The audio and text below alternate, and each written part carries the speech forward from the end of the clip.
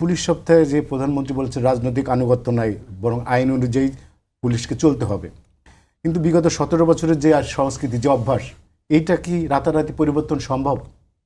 দেখুন, কোনো প্রধানমন্ত্রী বলবেন না রাজনৈতিক প্রভাব অনুযায়ী চলতে হবে। প্রধানমন্ত্রী যেটা বলার কথা উনি ওইটাই বলেছেন এবং দ্যাট ইজ এক্সপেক্টেড। কিন্তু বাস্তবতা কি? আজিজ ভাই যেটা বললেন, আমি ওনার কথার সঙ্গে আসলে দ্বিমত পোষণ করতে পারছি না। যদি দ্বিমত পোষণ করতে পারতাম হয়তো আমার ভালো লাগতো, কিন্তু বাস্তবতা তো ভিন্ন। আমি কয়েকটা ঘটনার কথা বলি, এতে করে বোঝা যাবে যে আসলে মাঠ পর্যায়ের পরিস্থিতিটা কেমন।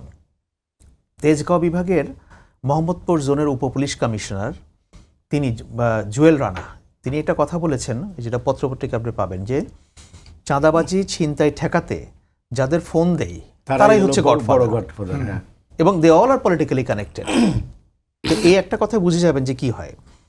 এই যে হিউম্যান রাইটস সাপোর্ট সোসাইটি নামে একটা মানবাধিকার সংগঠন, তারা 2026 সালে একটা রিপোর্ট দিয়েছে, এবং যেটা নিয়ে বিবিসি একটা রিপোর্ট করেছে, বিবিসি বাংলা। আমি দেখলাম যে সেখানে তারা বলছে যে চলতি বছরের প্রথম 3 মাসে রাজনৈতিক সহিংসতায় 36 জন নিহত হয়েছে। প্রথম 3 মাস মানে মার্চ পর্যন্ত আর কি।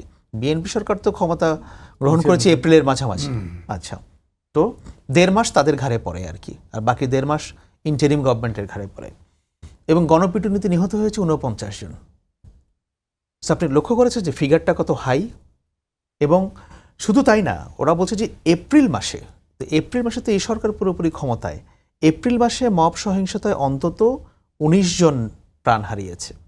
এটা বিবিসি বাংলা রিপোর্ট। তাহলে মাঠ পর্যায়ে উন্নতিটা হলো কোথায়? আমি আশা করেছিলাম যে যখন মন্ত্রিসভা গঠন করা হলো, আপনি দেখেন যে প্রধানমন্ত্রীর পরে, কিংবা প্রধানমন্ত্রীর কেউ বলেন যে প্রধানমন্ত্রীর সমপর্যায়ের, আমি অবশ্যই যদি সেটা বিশ্বাস করি না, আমি বলবো যে প্রধানমন্ত্রীর পরের সবচেয়ে পাওয়ারফুল মানুষটাকে দেওয়া হয়েছে স্বরাষ্ট্রমন্ত্রী। ওনার চেয়ে তো বিএনপিতে এই মুহূর্তে আর পাওয়ারফুল কেউ নাই, তাই না? কিন্তু আমি আশা করেছিলাম যে হয়তো, যেহেতু সালাউদ্দিন সাহেব স্বরাষ্ট্র মন্ত্রণালয়ের দায়িত্ব পেয়েছেন, উনি হয়তো একটা জোরালো ভূমিকা রাখবেন, ওনার একটা ভিশন তুলে ধরবেন, কিভাবে সরকার কাজ করতে চায় উনি সেগুলো বলবেন। কারণ উনি যেহেতু এর আগে বিভিন্ন সময় আইনশৃঙ্খলা পরিস্থিতি নিয়ে কথা বলেছেন। আনফর্চুনেটলি উনি আসার পর থেকে আমরা কিন্তু আইনশৃঙ্খলা সংক্রান্ত ওনার কাছ থেকে মানে রেগুলার ব্রিফ আমরা পাইনি যে সরকার কি করতে চায়। ওনাকে দেখেছি he is busy with something else, উনি অন্য অনেক বিষয়ে উনি অনেক ব্যস্ত।